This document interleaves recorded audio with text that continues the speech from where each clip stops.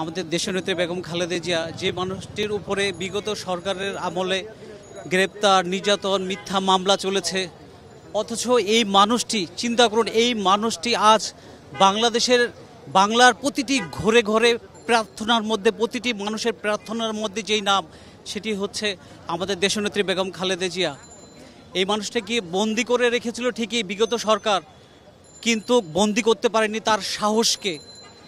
খালেদা জিয়া আজ প্রতিরোধের এমন একটি পাঠশালা, যেখানে মানুষ শেখে কিভাবে প্রতিরোধ করে ঘুরে দাঁড়াতে হয়।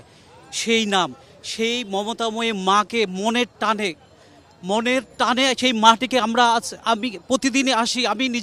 আমি জানি আমি দেখতে পারবো না, আমি যেতে পারবো না, কিন্তু তারপর মনের টানে আসি কেন? তো নতুন এবং ফিরে আসা গ্রাহকদের জন্য নগদে চলছে ক্যাশব্যাক সহ প্রতিদিন হাজারো উপহার জেতার সুযোগ। হবে আশা আর ফেরা, সারপ্রাইজ সেরা। এই মানুষটিকে মনের টানে আসি, মনের অস্থিরতা আসি, যে একটু সান্ত্বনা, নিজের মনের একটু সান্ত্বনা দিতে পারি, যে মানুষটি এখানে শুয়ে আছেন, বাঁচার মরার লড়াইয়ে যিনি আছেন, তাকে একটু দেখতে এখানে মনের সান্ত্বনা এখানে আসি।